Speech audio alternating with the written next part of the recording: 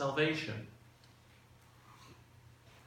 I wonder what the word salvation means to you, or what emotions it stirs within you. The story is told of a businessman who is well known for his ruthlessness. Once going and announcing to writer Mark Twain, "Before I die, I mean to make a pilgrimage to the Holy Land. I'll climb Mount Sinai and read the 10 Commandments aloud at the top." "I have a better idea," replied Twain. "You could stay in Boston and keep them."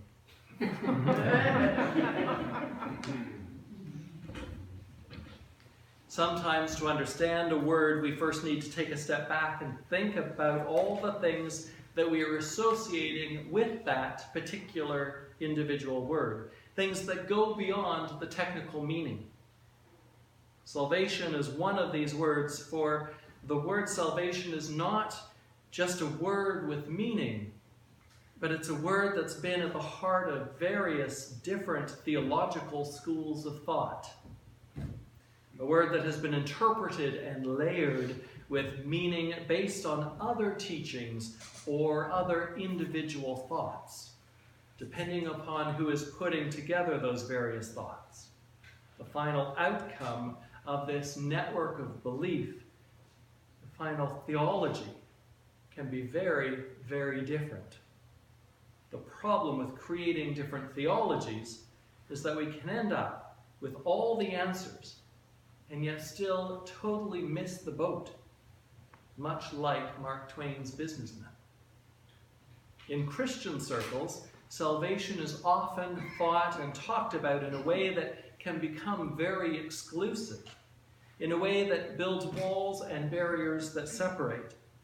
I've shared with people before that I grew up within the Baptist church, and I attended one of the 6 churches within the small community that I grew up in. And all of them were Christian churches, just different denominations. And yet, as a child, I felt so sad for everybody else going to those other 5 churches because I knew that they weren't going to heaven. Because we, the Baptists, were the ones who had what we referred to at that point in time, the keys to the kingdom. We knew what the path to God was, and unfortunately, in our thought, our theology, the other 5 churches weren't cutting it. Walls and barriers. Those who are saved by God's grace, spared the eternal torment of hell's fire and brimstone, who will find themselves in heaven, and those who will not. In many ways and in many Christian circles, this way of thinking simply replaced the concept that had existed before Jesus, the concept of Israel being the select, holy, chosen people of God, and the Gentiles, all the rest of the world. Paul, one of the apostles, was one of the first people to begin to create a theology around salvation, having taken the teachings of Jesus and applied them to his own understanding and the prophecies of the Old Testament. In the same way, the apostles that he journeyed with also layered their understanding, creating their theologies of what Jesus taught in their writings. And in fact, most statements about salvation in the New Testament come from sources other than Jesus. In fact, salvation is mentioned about 45 times in the New Testament. And Jesus is reported using the word only twice. Once is in our reading this evening, and the other comes from John chapter 4, when Jesus is talking to the Samaritan woman about springs of living water. So you have to end up asking yourself, what exactly then did he say about salvation? We have to remember, first of all, that the New Testament was written in ancient Greek. The Greek word for salvation is soteria. As is often the case, the meaning of salvation in Greek of soteria is much broader than what we often think of in English. The concept of salvation, soteria, included restoration to a state of safety, of soundness, of health and well-being, as well as preservation from danger or destruction. Furthermore, according to William Barclay, the famous Scottish author, theologian, and TV and radio personality who passed away in 1978, explained, in classical Greek, soteria means deliverance or preservation. It can be used for a person's safe return to their home or their own country after an absence and after a journey. It can mean a guarantee of safety or security against danger. And by far the most common meaning of soteria is bodily health. For instance, a member of the family would write home, "Write me a letter about your soteria," or, as we would say, "Let me know how you are." Overall health and well-being. Zacchaeus was a wee little man, and a wee little man was he.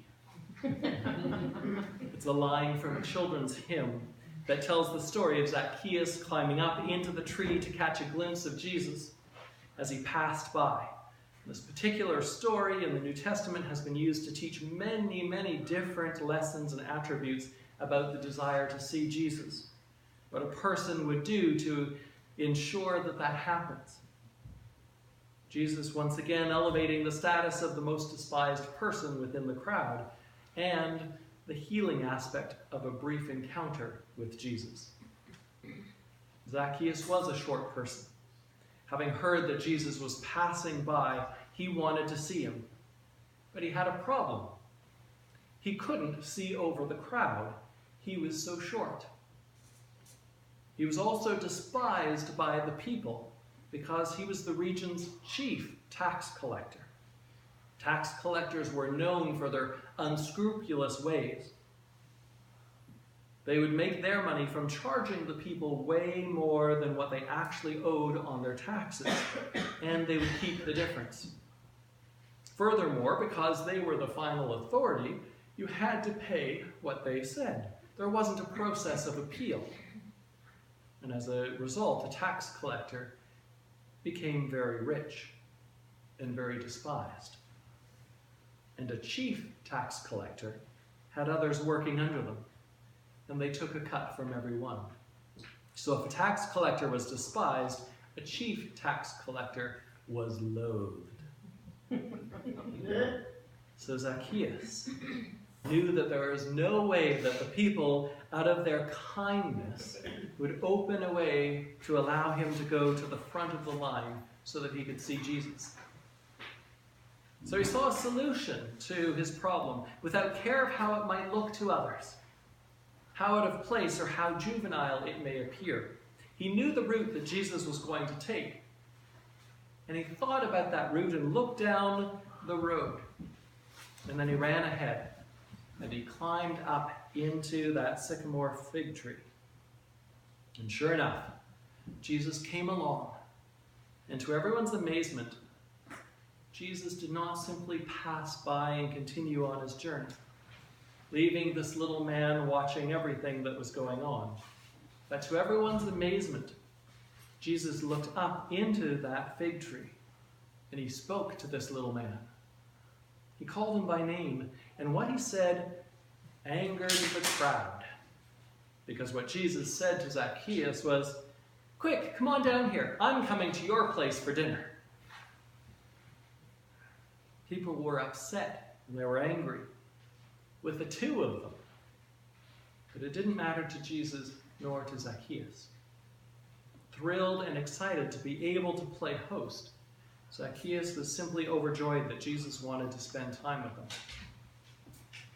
You see, Zacchaeus went to see Jesus, and Jesus saw him. Zacchaeus had obviously heard all about Jesus and what he had been teaching, what he stood for, because he tells Jesus right away, I'll give half of my wealth to the poor, and if I have cheated people on their taxes, I will give them back 4 times as much. Zacchaeus knew what Jesus was all about, and seeing, believed. Believing what Jesus taught and stood for, that we are all to love God and each other. Zacchaeus made a declaration that he would change his ways right then and there. And Jesus responded, salvation has come to this home today. Healing has come to this home today. This home has been restored to a right relationship with God today. Salvation is all about us, each one of us having the right relationship with God, ensuring that we are honoring God with our lives, not placing ourselves first in an unhealthy, narcissistic way in the course of our lives. Love God with all your heart and soul and being, and love each other as you love yourself. That's what it all comes down to, and we see this message interwoven throughout all of Jesus' teaching. Salvation isn't about one person being God's chosen and another being left behind. Salvation isn't about me having the keys to the realm of God and you not. Salvation means living a life focused on ensuring that one's own relationship with God is healthy and it's sound, it's solid. That we do our best to care for others and we live in such a way that we work for the safety of all, the soundness of society, the soundness of all. I believe that in reality, salvation is less about being a chosen, privileged people and way more about doing our personal best to draw close to the Creator and to follow the breath of the universe.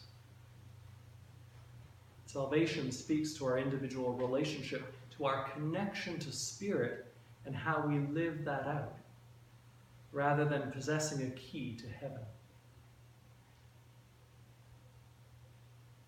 As we've talked about in our announcements, and I'll be reminding you again in a few moments, next week we'll be having a hymn sing that's followed by a congregational conversation discussing hospitality options and building the temple, those follow-up ideas that had been submitted.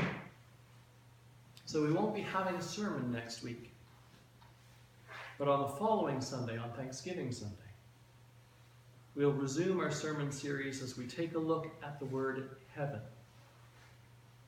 May the Spirit fill us with wisdom and wonder as we continue to work on our individual relationship with God and our own salvation.